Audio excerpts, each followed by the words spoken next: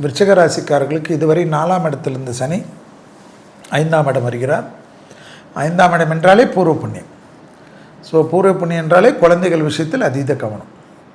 பிள்ளைகளுடன் சண்டை, பிள்ளைகளுடைய கோபதாபம், பிள்ளைகளை கத்துவது, பிள்ளைகளை திட்டுவது, பிள்ளைகளை முறைத்து கொள்வது, பிள்ளைகள் உங்களிடத்தில் ஏதாவது கடும் கோபங்கள் காட்டினால் அவர்களுக்கு சரிக்கு சமமாக நிற்கிறதெல்லாம் கூடாது.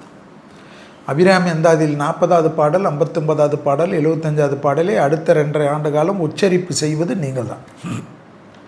அதில் எந்த விதமான மாற்றம் கிடையாது. அதே சமயம் குருவானவர் 9ஆம் இடத்துக்கு வரப்போகிறார். ஜூன் மாதம், ஏப்ரல் மாதம் 14ஆம் தேதியிலிருந்து பெரிய ஆஹா ஓஹோ என்று இருக்கக்கூடிய ராசிகளில் விருச்சகம் வரும். சந்திரன் நீச்சமாகக்கூடிய ராசி.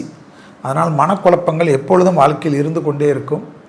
யோகாவை வாழ்க்கையில் 12 ராசியில் யார் கற்றுக்கிறார்களோ இல்லையோ, விருச்சிக ராசிக்காரர்கள் சந்திரன் நீச்சம் கற்றுக்கொள்ள வேண்டும், கடக ராசிக்காரர்கள் சந்திரன் ஆட்சி கற்றுக்கொள்ள வேண்டும், ரிஷப ராசிக்காரர்கள் சந்திரன் உச்சம் கற்றுக்கொள்ள வேண்டும்.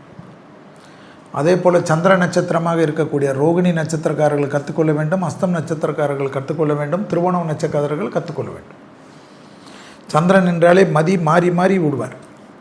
அதனால் விருச்சிக ராசிக்காரர்கள் மதியை மட்டும் சரியாக வைத்து கொண்டால் யோகங்கள் கிடைக்கும், அசையாமசையா பொருள் சேர்க்கை கிடைக்கும், புதிய முதலீடுகள் கிடைக்கும், அனுகூலங்கள் கிடைக்கும், தனம், குடும்ப, வாக்கு அனுகூலங்கள் ஏற்படும், இடமாற்றங்கள் கிடைக்கும், நல்ல விஷயங்கள் கிடைக்கும். திருமணத்தில் ஏற்கனவே பாதிப்பு இருந்த விருச்சிக ராசிக்காரர்களுக்கு மறுமண அமைப்பு கிடைக்கும், புத்திர சந்தானங்கள் கிடைக்கும்.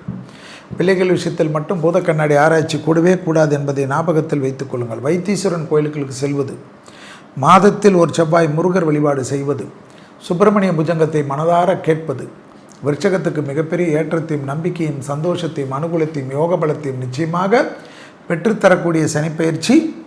இந்த சனிப்பெயர்ச்சி வாக்கியபடி என்பதை ஞாபகத்தில் வைத்துக் கொள்ளுங்கள். விருச்சிக ராசிக்காரர்களுக்கு பெற்றோர் பெரியோருடைய தேக ஆரோக்கியத்தில் மட்டும் அதீத கவனம்.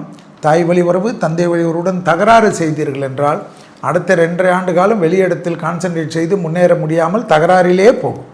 அதில் மட்டும் கவனம். குடும்பத்தில் வெள்ளைக்கொடி காட்டுவது, உறவுகளில் வெள்ளைக்கொடி காட்டுவது உங்களுக்கு தலையாய் கடமை.